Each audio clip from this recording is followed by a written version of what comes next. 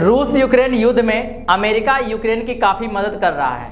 एक कन्वेंशन के दौरान अमेरिकी राष्ट्रपति जो बिडेन यूक्रेन को आर्थिक तथा सैन्य मदद देने की बात कह रहे थे। उन्होंने कहा कि हम यूक्रेन को $1 बिलियन की आर्थिक मदद देंगे, जिससे कि वह काफ़ी मात्रा में युद्ध हथियार खरीद पाए। इसी दरमियान एक अमेरिकी रिपोर्टर ने उनसे सवाल किया कि पुतिन को लेकर आपकी क्या राय है। जो बिडेन ने जवाब दिया कि Putin is a war criminal, यानी पुतिन एक युद्ध अपराधी है। जो बिडेन के मुताबिक पुतिन ने युद्ध अपराध किया है।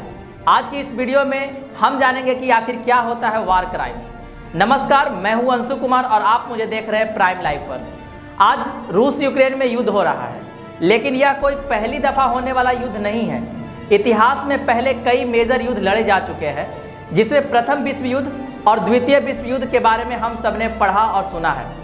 यदि साधारण तौर पर देखा जाए तो युद्ध भी नियम कानून के तहत लड़े जाते हैं। जैसे हम सभी भारतीय महाभारत के युद्ध के बारे में जानते हैं, नियम वहां भी था कि सूर्यास्त होते ही कोई युद्ध नहीं करेगा, इसके अलावा घायलों पर भी कोई हमला नहीं करेगा। ठीक उसी तरह वार क्राइम भी तभी कहा जा सकता है जब कोई भी राष्ट्र जिनेवा कन्वेंशन के दिशा निर्देशों पर नहीं चलता है, तो उसे वार क्राइम या युद्ध अपराध कहा जाता है।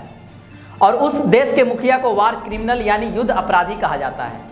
यानी हम ऐसा कह सकते हैं कि युद्ध अपराध को परिभाषित करने वाले कानून जिनेवा कन्वेंशन कहलाते हैं। अब आपको बताते हैं कि जिनेवा कन्वेंशन क्या है। जिनेवा कन्वेंशन अंतर्राष्ट्रीय संधियों की एक सीरीज है जो किसी भी युद्ध में मानवीय उपचार के लिए यानी मानव की सुरक्षा के लिए अंतर्राष्ट्रीय कानूनी मानकों को निर्धारित करती है। टोटल 4 जिनेवा कन्वेंशन में से पहले 3 कन्वेंशन युद्ध में लड़ने वाले सैनिकों और युद्धबंदियों की सुरक्षा के लिए प्रावधान निर्धारित करते हैं, जबकि द्वितीय विश्व युद्ध के बाद चौथा कन्वेंशन शामिल किया गया, जिसके तहत युद्ध क्षेत्र के आम नागरिकों की सुरक्षा की जाती है। 1949 के जिनेवा कन्वेंशन को रूस सहित संयुक्त राष्ट्र के सभी सदस्य देशों ने इस बात पर अपना हस्ताक्षर किया था। यानी कोई भी देश में जब युद्ध होता है तो किसी भी देश का यह अधिकार नहीं है कि जानबूझकर वह किसी भी आम नागरिकों को क्षति पहुंचाए।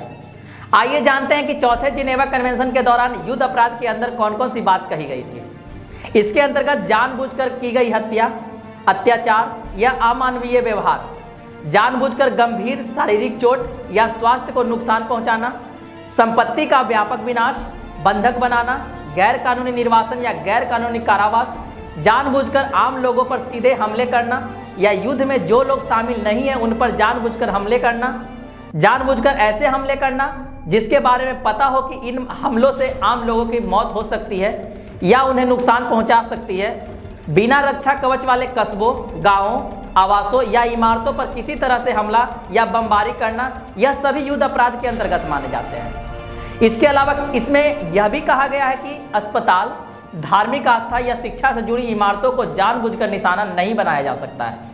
यह कुछ हथियारों के साथ जहरीली गैसों के उपयोग पर भी प्रतिबंध लगाता है। अब आपको बताते हैं कि यदि कोई देश चौथे जिनेवा कन्वेंशन की बातों को फॉलो नहीं करता है तो क्या युद्ध अपराध की सुनवाई होती है?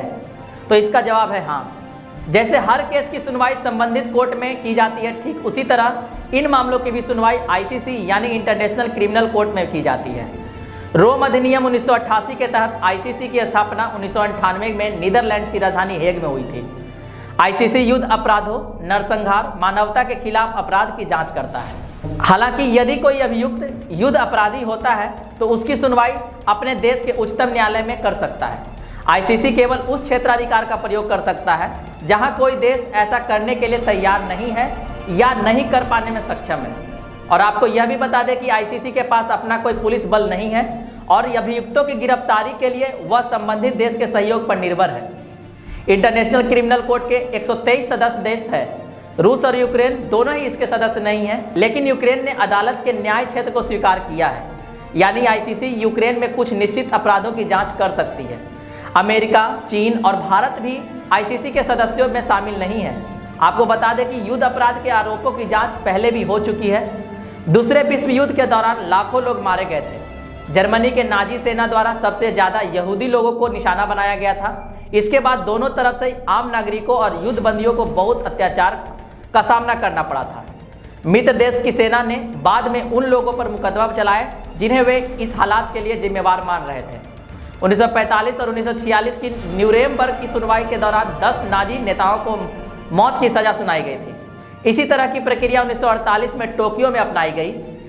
तब जापानी सेना के 7 कमांडरों को फांसी दी गई थी।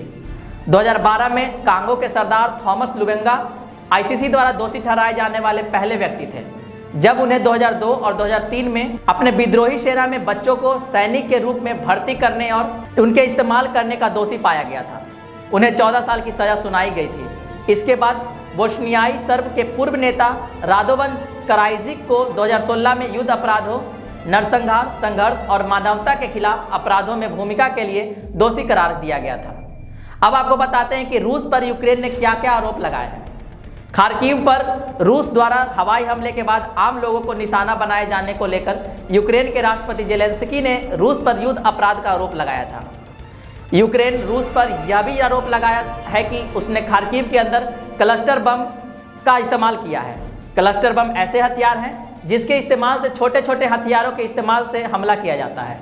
2008 में क्लस्टर युद्ध सामग्रियों के इस्तेमाल पर हुई कन्वेंशन के बाद कई देशों में इस बम के इस्तेमाल पर पाबंदी, लेकिन समझौते में शामिल नहीं होने के चलते ना तो रूस और ना ही यूक्रेन में इसके इस्तेमाल पर पाबंदी है।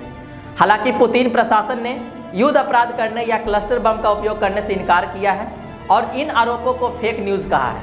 आज की वीडियो में बस इतना ही। रूस के बारे में आपको क्या लगता है? क्या रूस एक युद्ध अपराधी है या फिर नहीं? अपनी राय कमेंट बॉक्स में जरूर दें। धन्यवाद।